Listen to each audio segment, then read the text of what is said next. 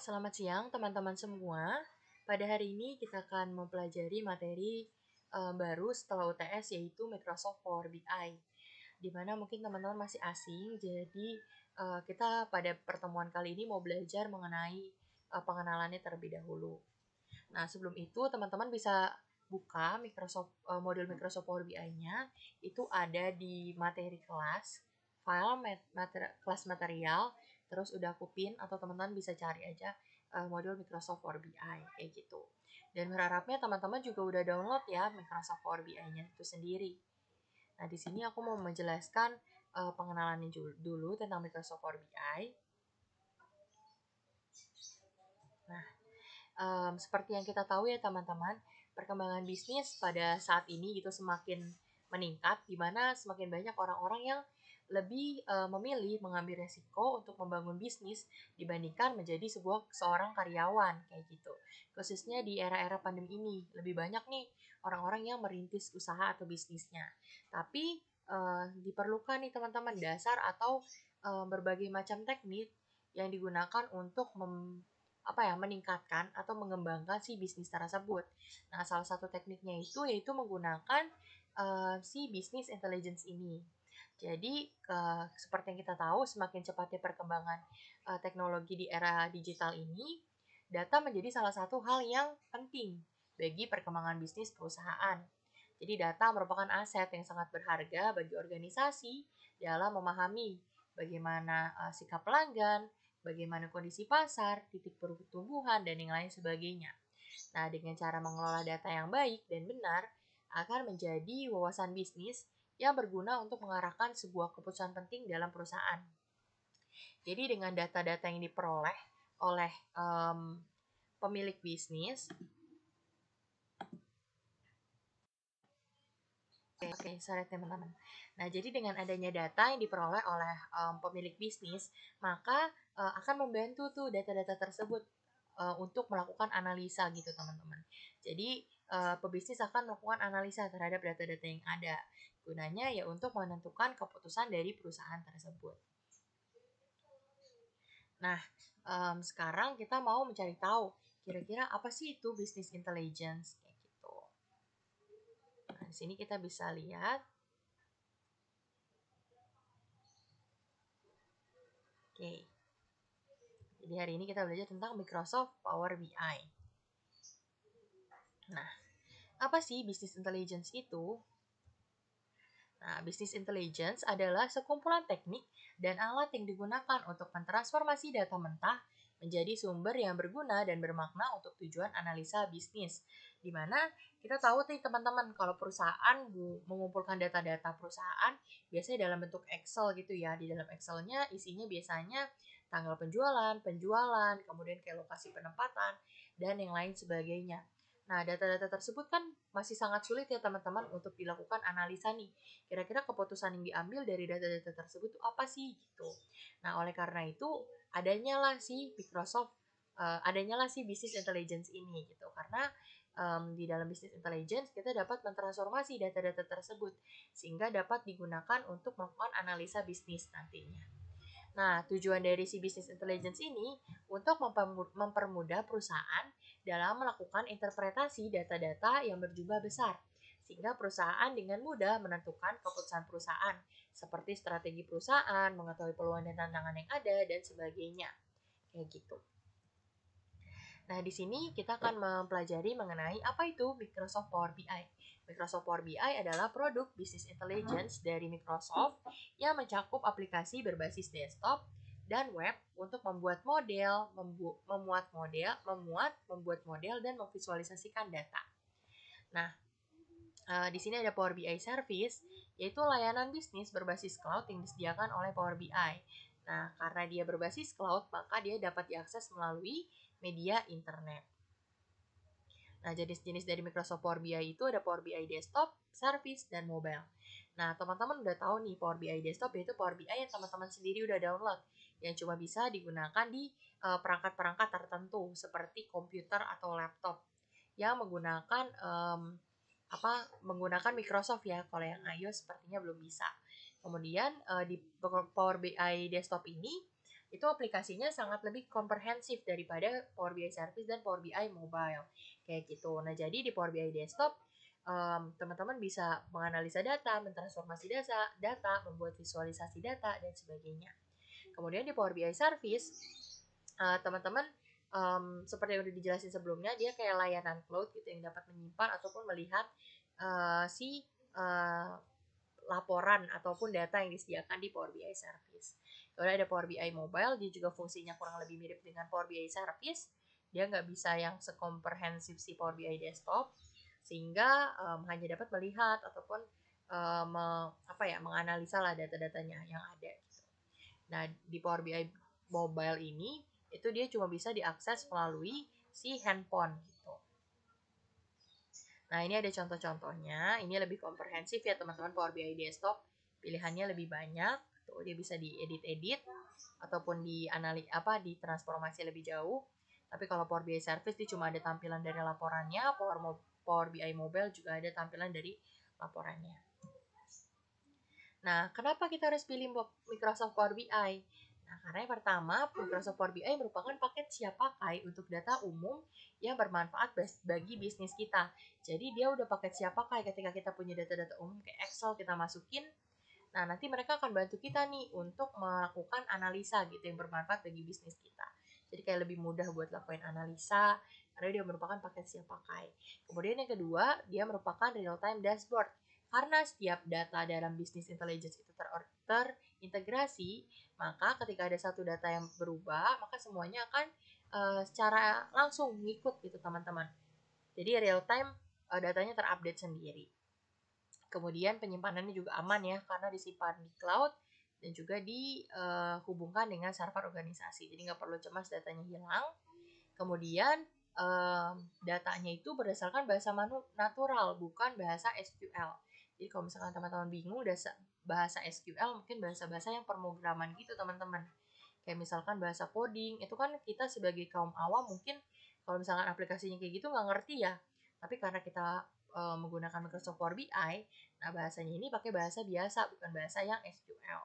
Kemudian terintegrasi dengan Microsoft Office karena merupakan produk dari Microsoft Office dan deployment-nya cepat dan tersedia di market atau platform mulai dari si Power BI Desktop sampai ke Power BI Mobile. Nah, di sini ada konsep dasar dari Microsoft Power BI, ya, yaitu ada dataset, report, dan dashboard. Dataset merupakan sekumpulan data yang hendak diimport atau dibaca. Contohnya itu ada data Excel, jadi data-data yang dari perusahaan yang masih mentahnya itu. Nah, kalau report itu satu atau lebih dari satu halaman visualisasi yang Anda butuhkan, yang dapat berupa tabel ataupun grafik dan sebagainya. Jadi visualisasi di Microsoft Power BI ini ada banyak banget teman-teman. Nanti akan kita pelajari mungkin di pertemuan-pertemuan selanjutnya. Nah, kemudian ada dashboard, itu tampilan terintegrasi yang menampilkan sekumpulan report dari sekumpulan dataset yang siap untuk dibagikan. Kayak gitu. Nah, pada hari ini kita akan mempelajari susunan materi tentang Power BI itu ada tiga bab. Ada explore Power BI Consumer. Kemudian yang kedua, analyze data with Power BI Consumer. Yang ketiga ada get started building with Power BI. Nah, untuk materi yang pertama aku yang akan menjelaskan, untuk materi yang kedua dan ketiga akan dijelaskan oleh Konatan. Nah, sebelumnya aku akan menjelaskan atau memberitahukan gitu ya secara singkat apa-apa saja akan kita pelajari sub-sub materinya. Nah, di materi yang pertama, submaterinya yang pertama itu ada what can I do with Power BI Service as a consumer. Kemudian yang kedua, view content in Power BI Service. Yang ketiga, explore with dashboard, report, and apps in Power BI. Yang keempat, collaborate and share in Power BI. Dan yang kelima, ada find and view dashboard and report. Kemudian di materi yang kedua, terdapat 4 subbab. Yang pertama ada filter data with Power BI. Yang kedua, view your data. Yang ketiga, ask question of your data. Yang keempat, ada apply filter to reports. Kemudian di materi yang ketiga, ada introduction, use Power BI, building blocks of Power BI. Dan yang terakhir ada tour and use the Power BI service. Nah, di sini materinya kelihatan banyak, tapi sebenarnya cepat kok teman-teman. Nah, untuk materi yang lebih lanjut, materi mengenai teori-teori pendahuluannya sudah selesai. Sekarang kita mau masuk ke namanya SWE. Jadi teman-teman bisa sambil buka modul. Nah, di dalam modul ini, teman-teman kita disediakan link Sway yang berisi materi-materi atau penjelasan mengenai si Microsoft Power BI. Nah, pada hari ini, mungkin aku akan bahas secara singkat ya teman-teman. Jadi, nanti teman-teman bisa explore lebih lanjut nih atau mencontohkan lebih lanjut apa namanya praktik-praktik ataupun teori-teorinya nih dari si Microsoft Power BI. Jadi di sini ada susunan materinya, teman-teman bisa klik, misalkan klik yang ini nih. Nah, ini nggak usah diklik aja, dia akan munculkan link HTTPS gitu kan. Nah, apa nih slash bla bla bla bla. Ketika kita klik, nanti kita akan masuk ke yang namanya Sway dari si Microsoft Power BI. Ini aku karena tadi udah buka ya teman-teman. Bentar, nah ini ada 5 untuk materi yang pertama. Nah, kita akan belajar di materi yang pertama. What can I do with Power BI service as a consumer? Nah, kita tahu ya teman-teman kalau misalkan perusahaan tidak dengan mudahnya menentukan sebuah keputusan berdasarkan berdasarkan pendapat seseorang gitu ya. Kayak misalkan dia mau menentukan nih, dia mau buka nih cabang baru, tapi pakai pendapat dia kayaknya di lokasi ini, di lokasi A penjualannya bakal tinggi deh. Kayaknya di lokasi A yang minat bakal banyak deh. Nah, itu kan gak kayak gitu ya teman-teman, karena ketika kita mau menentukan sebuah keputusan bisnis, kita membutuhkan yang namanya analisa gitu. Analisa berdasarkan fakta yang ada.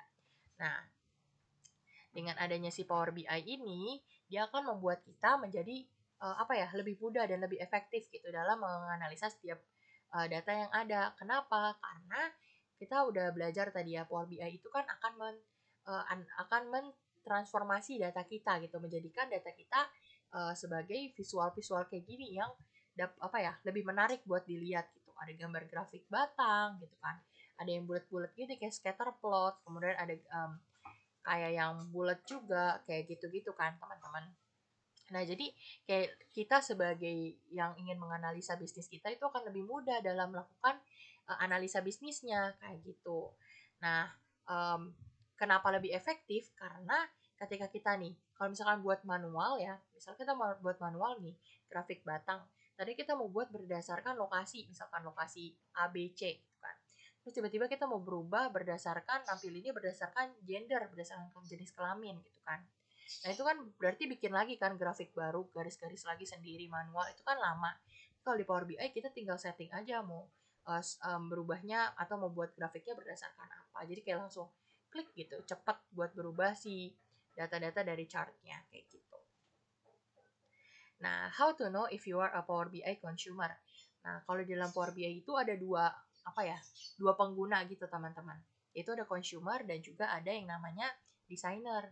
Nah, kalau consumer itu merupakan orang yang orang yang menggunakan ya, orang yang memperoleh gitu dashboard, report dan aplikasi yang dibuat sama si desainer itu. Tapi kalau si desainer itu orang yang membuat si dashboard, report dan juga apps yang ada di Power BI kayak gitu. Nah, ini contohnya. Jadi ada consumer, ada designer. Kalau consumer dia biasanya menggunakan Power BI service yang ada di web kayak gitu. Karena kan akses dia terbatas ya, cuma bisa melihat doang, cuma bisa analisa data doang. Kemudian dia bisanya cuma eksplorasi laporan, buat filter, save dan juga share bookmarks. Tapi kalau si designer, dia itu biasanya menggunakan Power BI desktop yang biasanya kita pakai itu, yang kita udah download teman-teman. Karena di Power BI desktop kan lebih komprehensif tuh fitur-fiturnya. Kita bisa mentransformasi data, buat visual, dan yang lain-lain. Kayak gitu nih. Yang kedua, kita bisa membuat laporan, create reports gitu. Kalau yang dia consumer cuma bisa ngeliat, nah kalau kita bisa membuat nih reportnya dari data-data yang ada. Kemudian si desainer juga bisa membuat filter-filter baru dari report-report yang ada kayak gitu. Nah, kemudian mungkin ya kita sebagai pengguna baru atau pengguna awam ya dari sebuah aplikasi ngerasa kadang takut nih, takut salah klik, takut salah pencet nanti datanya hilang atau datanya rusak atau enggak ya gitu. Nah, tapi di si Power BI ini tenang aja teman-teman karena kita disediain yang namanya Reset to Default button. Nah, Reset to Default button itu artinya apa? Reset to Default button artinya ketika kita misalkan lagi ngeklik apa terus tiba-tiba kayak kepencet yang beda-beda, nah kita bisa mengembalikannya ke bentuk semulanya. Nah, jadi nanti dia akan balik ke tampilan aslinya. Itu ada result to default button. Nah, buttonnya tuh kayak gini tombolnya. Ada di paling atas yang warnanya kuning panah gitu. Selanjutnya itu ada display detail on a visual. Nah, display detail on a visual itu maksudnya apa? Maksudnya kalau misalkan nih kita lagi buat yang namanya, misalkan kita lagi buat penyebaran lokasi dari produk kita. Itu kan biasanya kalau misalkan manual dia kayak kita warnain doang kan, oh yang merah berarti udah, misalkan yang hijau udah kesebar, yang merah tuh belum kesebar. Atau mungkin yang merah itu yang penjualannya udah banyak, yang hijau penjualannya dikit, kayak gitu-gitu. Nah, tapi kita nggak bisa lihat nih kira-kira detail visualnya itu, maksudnya kayak penjualan dari masing-masing lokasinya itu berapa. Nah, tapi karena kita menggunakan si Power BI, kita bisa kayak sorot aja nih pakai kursor. Misalkan di bentuk yang mana nih, yang ini merah misalkan.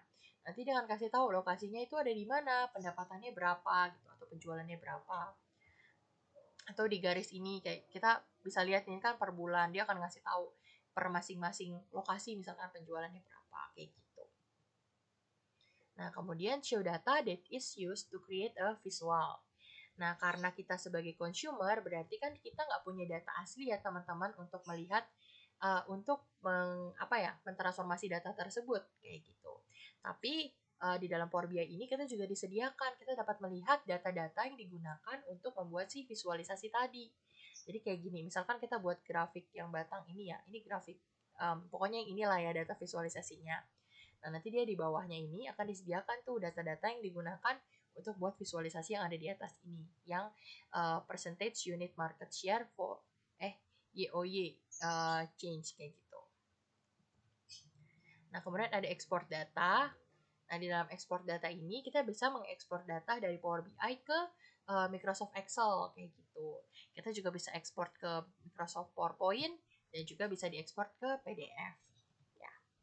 Caranya tinggal teman-teman klik yang titik-titik aja, yang ini yang ini. Itu ntar teman-teman tinggal pilih ekspor.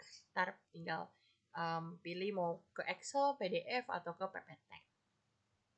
Kemudian ada cross highlight and cross filter report content. Highlight kan merupakan ketika kita menandai gitu ya sesuatu yang penting, atau filter itu kita mau lebih fokus nih ke bagian mana gitu. Nah, karena seperti yang dijelasin di awal, ketika kita menggunakan BI atau business intelligence, berarti kan semua visualisasinya terintegrasi ya teman-teman. Maka nanti mereka akan berhubungan satu dengan yang lain. Jadi kalau misalkan salah satunya lagi diganti nih, mau filter berdasarkan lokasinya, lokasi penempatannya, misalkan di Jakarta. Maka semuanya baik data grafik yang garis, terus yang batang ini, map juga, ataupun yang ini, itu semuanya akan terfilter semua. Jadi si lokasi Jakarta. Nah, ini juga kita dapat bekerja sama dengan kolega kita. Nah, biasanya kan kalau misalkan perusahaan-perusahaan kerjasama, kirim-kirim laporan atau yang lain sebagainya, menggunakan email. Tapi kalau misalkan di Power BI, nggak perlu lah kita pakai email, teman-teman. Karena udah ada yang namanya fitur comment, di mana setiap kita gitu bisa mention pakai yang kayak biasa di Microsoft Teams tuh add gitu. Nanti kita tag namanya siapa. Nah, nanti kita tinggal ketik aja mau ngomong apa nih ke orang ini kayak gitu. Nanti dia bisa balas juga komentar kita. Kemudian di sini juga kita bisa diingatkan juga nih sama si Power BI ketika kita harus mengupdate data kayak gitu. Nanti biasanya dia akan send email ke kita kayak gitu. Kurang lebihnya untuk materi yang pertama. Oke, selanjutnya untuk materi yang kedua, view content in Power BI Service. Nah, konten di Power BI Service itu ada 3, itu kayak apps, dashboard, dan juga ada report. Nah, kontennya ini merupakan konten-konten yang emang diberikan akses nih dari si desainer yang tadi udah kita jelasin sebelumnya. Nah, di sini ada namanya Power BI Home. Jadi tampilan dari Power BI Home nanti yang Power BI Service ya teman-teman akan seperti ini. Gitu. Ini ada yang namanya navigation gitu dan yang lain sebagainya. Nah, di dalam Power BI Service ini kita diberikan 3 cara nih untuk bagaimana caranya membuka si konten-konten yang diberikan akses ke kita. Yang pertama itu menggunakan Home Canvas Display. Jadi dari tampilan si Home Canvas ini kita bisa membuka konten yang diizinkan kita untuk diakses gitu. Misalkan kayak gini, ini namanya home canvas ya teman-teman, ini nomor 1. Misalkan ada data sales and marketing sample. Nah, berarti ini konten yang bisa kita lihat nih di home canvas display kayak gitu. Kemudian yang kedua, kita juga bisa lihat di di atas kanan kita nih. Nah, itu ada tombol ya, atau ada pilihan search. Kita tinggal klik search, kemudian kita ketik aja mau apa nih yang mau kita cari kontennya. Misal kita mau cari juga sales and marketing sample, tinggal dicari, nanti dia akan keluar. Kemudian yang ketiga ada namanya navigation pen. Nah, di mana di sini dia nampilin nih kayak ada favorit atau recent, ada apps gitu. Nah, kita tinggal pilih aja kira-kira data yang kontennya tadi tuh ada di mana gitu. Mungkin kita udah pindahin ke favorit atau kita udah pindahin kemana gitu. Selanjutnya itu ada home canvas.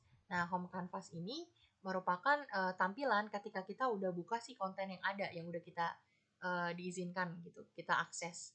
Nah, biasanya tampilannya akan seperti ini. Contohnya ini kita lagi buka tampilan konten dari retail analysis sample. Nah, dia akan nampilin total stores, kemudian dan yang lain sebagainya ya teman-teman. Nah, bukan hanya ini, kita juga bisa melihat konten tersebut secara individual kayak gini. Jadi kita bisa lihat per masing-masing bagian dari kontennya. Tinggal ke home, nanti kan muncul nih si retail bla bla blanya. Tinggal kita klik, gitu, double klik, nanti dia akan muncul secara individual gitu per masing-masingnya. Kita juga bisa menandai gitu kan konten-konten yang ada.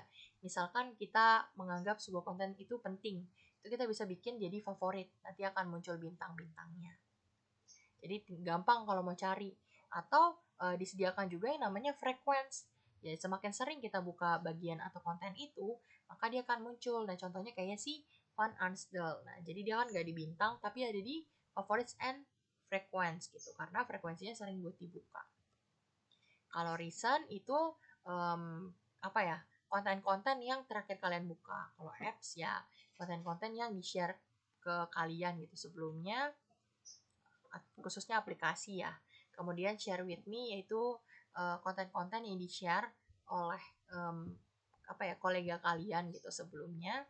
Dan ada recommended apps, itu apps-apps yang direkomendasikan untuk kalian yang berdasarkan aktivitas kalian ketika kalian melakukan kegiatan di si Microsoft Power BI.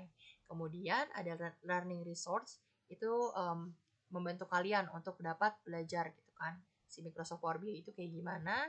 Kemudian ada navigation pen. Tadi kita udah lihat tuh navigation pen kayak gimana.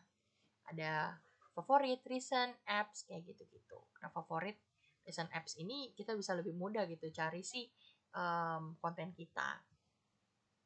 Kemudian kita juga bisa mencari konten kita yang kayak aku udah ajarin tadi. Tinggal ke search, terus ketik aja kontennya namanya apa. Nah, kemudian kita akan buka materi ketiga. Nah, materi ketiga itu mengenai explore with dashboard, report, and apps in Power BI. Nah, jadi kita akan mengeksplor lebih lanjut nih dashboard, report, dan apps di Power BI itu kayak gimana. Seperti yang udah aku jelasin di presentasi tadi, PPT, report itu kan lebih ke data yang ditampilkan dari satu sumber ya. Tapi kalau dashboard itu sumbernya banyak. Nah, kumpulan dari dashboard dan report ini namanya itu apps gitu. Jadi kumpulan dari dashboard dan juga report. Nah, kayak gitu. Mungkin ini lebih ringkasnya. Nah, di sini ada dashboard nih teman-teman. Nah, karena di sini bagi posisi kita itu sedang menjadi consumer, maka kita nggak bisa buat yang namanya edit dashboard. Tapi kita dapat menganalisa si dashboard tersebut untuk digunakan dalam pengambilan keputusan bisnis kayak gitu. Nah, misalkan kayak gini nih, kita bisa lihat nih, ini kan dashboard ya teman-teman, dashboard dari si marketing and sales. Nah, ini kita bisa lihat kira-kira percentage unit market share-nya itu berapa gitu. Atau mungkin kita bisa lihat yang lain-lainnya, atau misalnya tingkat penjualan nih lagi ditampilin gitu. Nah, kita bisa lihat kira-kira kita bandingkan target penjualan kita dengan target penjualan perusahaan lain tuh besaran mana. Jadi kita bisa tahu loh perkembangan perusahaan kita, atau misalkan kita bisa tahu kira-kira kompetisi dari perusahaan kita dengan industri sejenisnya tuh bagaimana kayak gitu. gitu. Nah, kemudian kita juga dapat melihat detail ya sama seperti materi sebelumnya. Tinggal diarahin aja, nanti dia akan keluar tuh detail-detail dari si visualisasinya. Kemudian cara membuat report dari dashboard, teman-teman tinggal double klik aja, kita klik. Misalkan tadi tampilan dashboardnya gini ya teman-teman. Nah, ini tinggal teman-teman double klik, nanti dia akan muncul report per masing-masing bagiannya. Nah, nanti kalau udah muncul report per masing-masing bagian, dia akan muncul kategori reportnya. Nah, ini report yang dimunculin itu ada report dari si sentimen. Nah, ini ada isi-isinya, visualisasi dari si report sentimen. Nah, dalam melihat report, kita itu diberikan banyak opsi teman-teman. Jadi senyamannya teman-teman mau lihatnya seperti apa. Ada full screen, fit to page, fit to width, actual size. Jadi teman-teman enaknya lihatnya kayak gimana nih. Mungkin kalau yang kecil-kecil enaknya lihatnya full screen ya. Jadinya lebih besar gitu tampilannya. Atau mau seperti apa kayak gitu. Nah, selain itu tampilan warnanya juga kita bisa atur kontras dari warna si laporannya ini, reportnya ini. Itu caranya sama. Kalau tadi kan caranya kita bisa ke atas ini ya, yang ini. Kita ke view, kemudian kita pilih yang size-nya mau yang mana. Tapi kalau misalkan yang warna, kita tinggal ke view, terus pilih yang si high contrast color gitu. Nanti kita tinggal pilih warnanya. Nah, kita juga bisa memberikan bookmark ke report kita. Jadi kita bisa tanda ini. Atau udah ditandain, kita bisa ke yang atas-atas tadi, terus kita ke bookmark, terus kita add a personal bookmark. Atau kita juga bisa lihat nih bookmark-bookmark kita yang udah kita tandain tadi. Sebelumnya juga bisa. Nah, kita juga harus memahami apakah data-data atau laporan-laporan yang tadi sudah disajikan itu difilter atau enggak, gitu kan? Karena kan kita nggak tahu nih si desainer kemarin pas buat datanya itu difilter atau enggak. Nah, cara buat taunya, kita tinggal klik yang namanya filter ada di pojok kanan, biasanya teman-teman kayak gini. Kita klik, nanti akan muncul tampilan seperti ini. Nah, kalau udah, kita lihat, misalkan kayak gini nih. Ini kan ada manufacturer-nya agak abu-abu gitu ya. Berarti si datanya lagi difilter berdasarkan manufacturer gitu. Nah, kita juga bisa memperbesar data kita. Misalkan kita mau jauh lebih fokus nih lihatnya. Itu bisa teman-teman. Kayak gini kan, ini kan jauh lebih besar. Tadinya datanya dia tuh kayak gini. Kayak banyak kumpulan dari data-data yang lain, gitu, report-report yang lain. Visualisasi-visualisasi yang lain. Ada yang kayak gini, terus ada yang grafik garis atau grafik batang atau ada yang map. Nah, tapi karena kita mau fokus atau mau lihat lebih besar di yang warna-warni ini, kita tinggal klik yang namanya ini, focus mode. Jadi ada kotak, terus ada panah ke kanan, itu tinggal diklik. Nah, nanti dia akan membesar kayak gini. Jadi kita bisa lihat lebih jelas gitu loh, tampilan dari si visualisasinya. Kayak gitu. Nah, kemudian untuk materi yang keempat, itu mengenai collaborate and share in Power BI. Collaborate and share in Power BI. Jadi di dalam si Power BI ini tentu saja kita bisa berkolaborasi dengan orang lain ataupun kolega kita ya. Dan juga kita bisa share nih ke kolega kita. Nah, seperti yang kita udah tahu lah ya sebelumnya. Nah, step yang pertama, kita itu karena kita consumer ya, teman-teman. Jadi kita harus menerima desain dulu dari atau konten dulu dari si Power BI designer. Karena kan kita nggak bisa buat si visualisasinya sendiri karena harus menerima dari si desainer dulu kan. Nah, berarti nanti si desainer itu harus share dulu nih kontennya ke si consumer. Itu kayak biasa tinggal share linknya atau biasanya share link aja. Caranya biasa share link ke si consumer atau bisa share link dari si dashboard. Jadi bisa share link dashboard ataupun share link dari si konten. Kemudian bisa install kontennya di Power BI-nya masing-masing si consumer atau bisa post Power BI app. Jadi si desainer bisa post ke Power BI app. Jadi nanti data-data dari si kontennya ini bisa diakses sama si Power BI consumer. Nah, setelah si Power BI consumer ini bisa atau punya datanya, dia bisa share juga ke namanya koleganya dia. Nah, ini caranya ya untuk tadi yang share with me.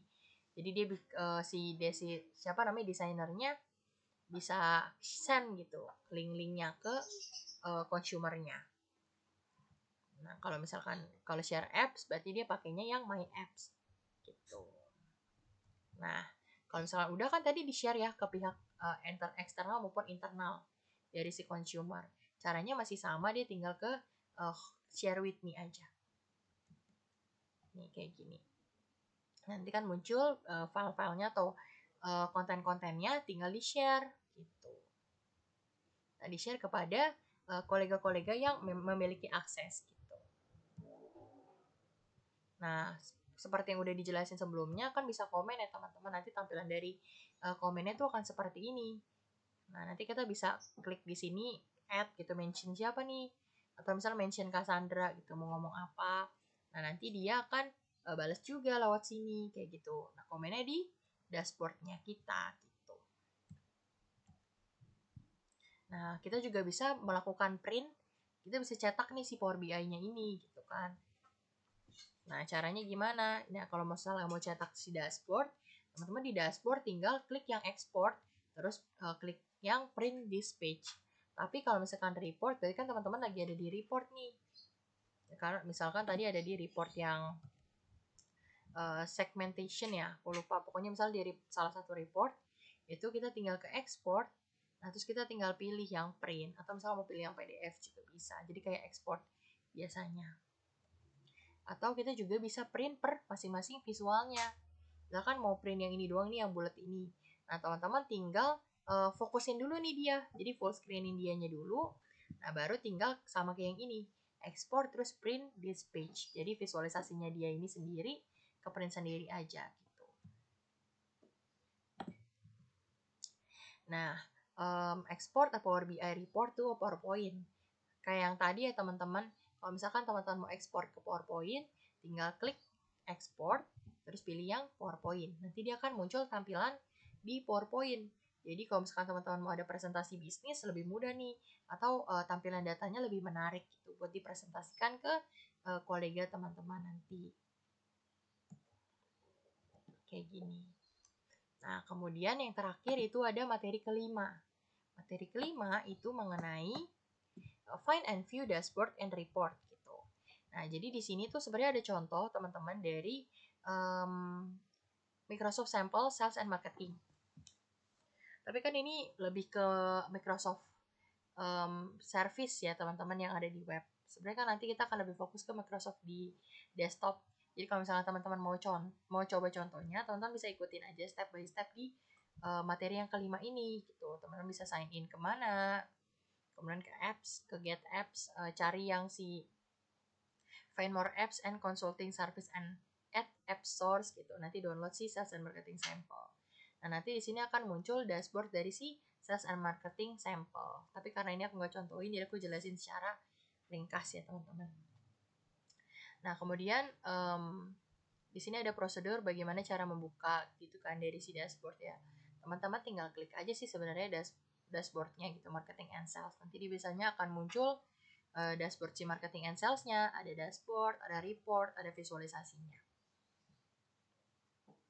Nah, ini juga yang kalau misalkan prosedurnya, kalau misalkan teman-teman mau membuat yang peringatan atau yang si Power BI-nya itu memberikan informasi nih ke kita kalau kita harus update bla bla bla bla bla gitu. Nah, ini cara-caranya. Ini juga bagaimana caranya komen gitu. Teman-teman bisa lihat. Nah, ini juga bagaimana caranya menampilkan si display dari reportnya. Kurang lebih sih sama teman-teman, cuman ini lebih ke prakteknya kalau misalkan teman-teman mau coba nih yang Power BI service. Cuman nanti kan kita mungkin minggu depan ya, atau mungkin di materinya Konatan yang materi ketiga itu udah masuk ke Power BI desktop gitu. Oke. Nah, untuk teman-teman yang sudah download ataupun yang belum download bisa segera download dan bisa sign in ke Microsoft Power BI. Caranya, nanti ketika teman-teman double klik ke Microsoft Power BI, biasanya kan akan muncul di tengah-tengah ada kotak gitu ya teman-teman. Jadi ada kotak lagi. Nah, kotak itu bisa di close, dipencet X aja. Kemudian teman-teman bisa sign in di atas, ada di pojok kanan atas, klik sign in. Kemudian teman-teman bisa masukkan email dari teman-teman punya apa ya, TSM punya email gitu. Ya misalkan kayak nim teman-teman at @setiatrisakti.ac.id kayak gitu. Terus masukin, abis itu kan continue, terus masukin passwordnya gitu. Kenapa nggak aku tampilin? Tadi aku udah tampilin tapi ternyata nge-lag gitu teman-teman, jadi videonya nggak kesimpan. Jadi teman-teman bisa coba sendiri ya. Oke, makasih teman-teman untuk hari ini.